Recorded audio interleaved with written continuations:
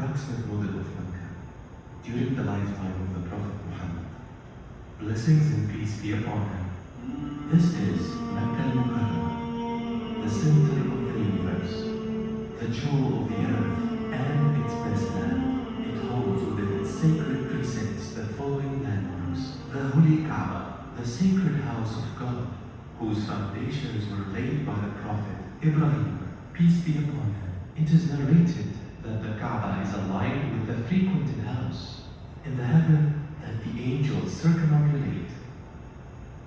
As for this location, it is the well of Zamzam, a miraculous spring of water that God caused to gush forth for Hijrah, may Allah be pleased with her, and her son Ismail, peace be upon him. This is the Maqam, the standing place of Ibrahim, peace be upon him.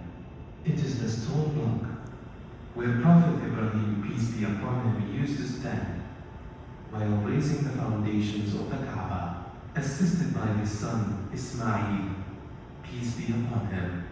This is Hijrah Ismail, situated opposite the northwest wall of the Holy Kaaba, though not directly connected to it, yet forming an integral part of it.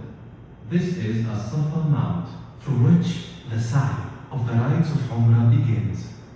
The other mountain on the opposite side is Al-Marwa Mount. It is between these two mountains that Lady Hajar, may Allah be pleased with her, went back and forth in search for water. Here we find the house of Abdullah ibn Abdul Muttalib, the birthplace of the Prophet, blessings and peace be upon him. Close to Marwa Mount, we find the first marital home of the Messenger of God, blessings and peace be upon him, namely the house of the mother of the believers, Khadija bint Khuwaylid, may Allah be pleased with her, the first Muslim lady ever. Here is the house of Abu Talib, the paternal uncle of the Prophet, blessings and peace be upon him. And here is the house of Abu Bakr as-Siddiq, may Allah be pleased with him. This is the location of Dar al-Nadwa, which served as the venue for significant gatherings and meetings of Quraysh dignitaries and Mecca's nobles. Adjacent to As-Safa Mount, we observe the house of Al-Arqam ibn Abi Arqam, where the Muslims secretly gathered at the onset of the Islamic call, away from the polytheists' eyes. In this vicinity lies the defile of Banu Hashim, which was besieged by Quraysh for nearly 3 years. Further, a lofty mountain known as Hira comes into view. At its summit rests the renowned Hira cave, where the Prophet, blessings and peace be upon him, stayed many nights in devotion and worship. It was here that Jibreel, peace be upon him, descended with the first verse of the glorious Quran. Recite in the name of your Lord who created.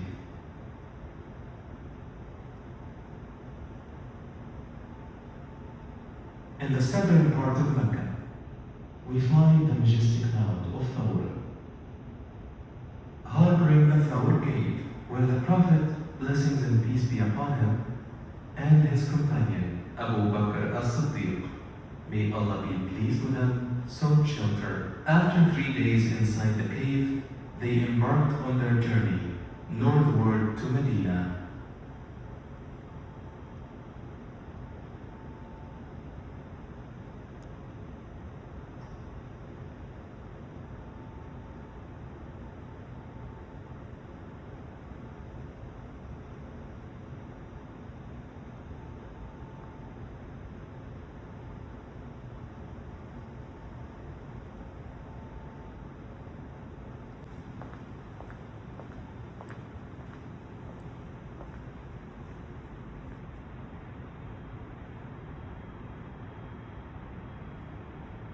This pavilion presents the route of the greatest journey, the one that could change life henceafter.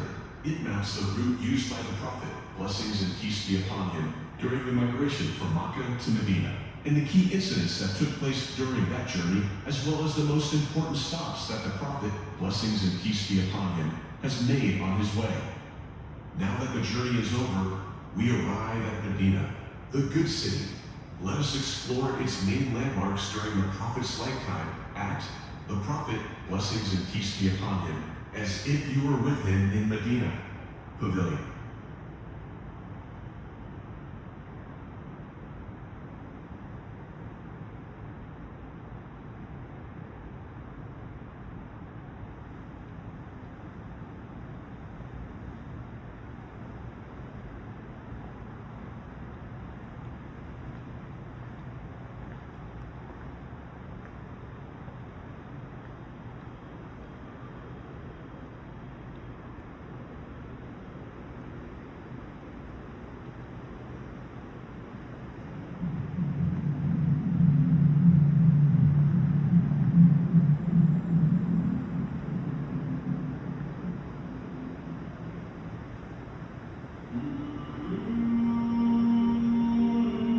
Let's move on to the golden era of Prophet through a truly blessed journey.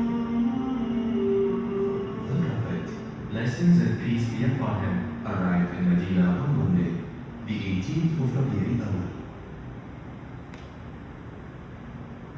He, blessings and peace be upon him, stopped here in the neighborhood of Banu Amr ibn Auf in Qubla and stayed there for a few days.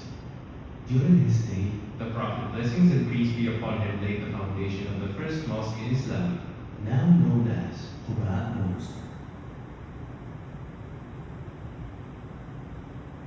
After spending a few days in Quba, the Prophet, blessings and peace be upon him, proceeded towards the heart of Medina, where he performed the Friday prayer at the mosque of Banu Sa'id ibn Auf, known as Al-Jumu'ah Mosque. Later, he reached the downtown of Medina, and his she-camel, Al-Qaswa, halted at the location that would soon become the noble Prophet's mosque. Then Abu Ayyub al-Ansari, may Allah be pleased with him, graciously hosted the Prophet, blessings and peace be upon him, at his home. The first decisive procedure undertaken by the Prophet, blessings and peace be upon him, then was the construction of his noble mosque.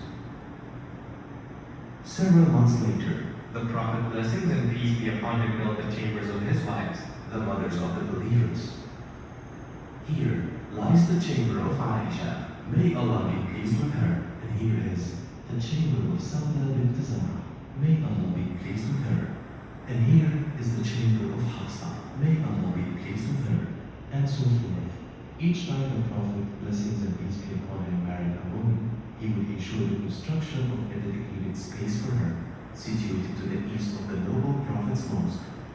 Adjacent to Aisha's chamber stood the chamber of the chief of the woman of paradise, Fatima bint Muhammad, may Allah be pleased with her.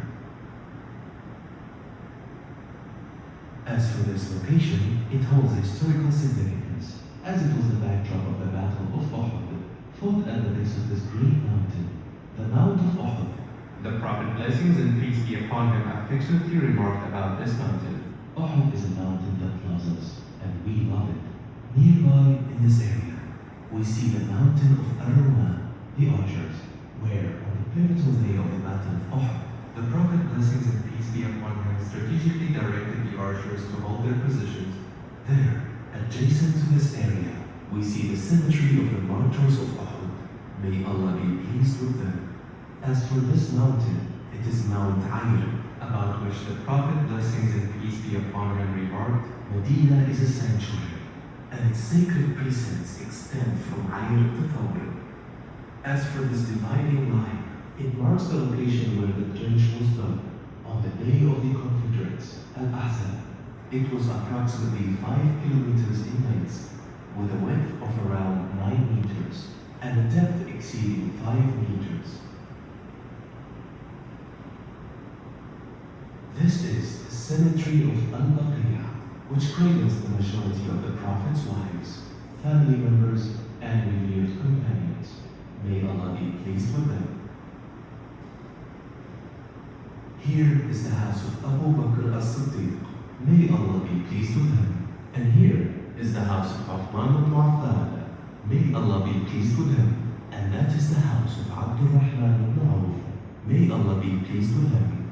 As for this orchard, it is Bayruha, within which lies the well of Bayruha, from which the Prophet, blessings and peace be upon him, used to drink.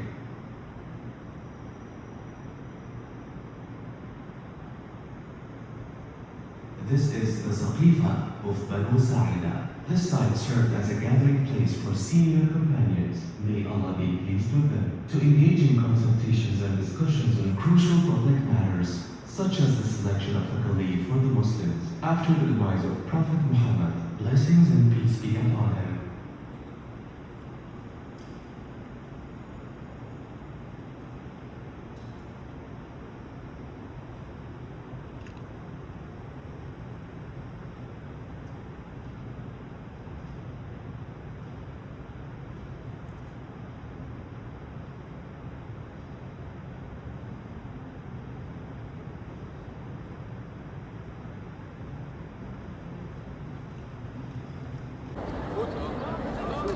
صورة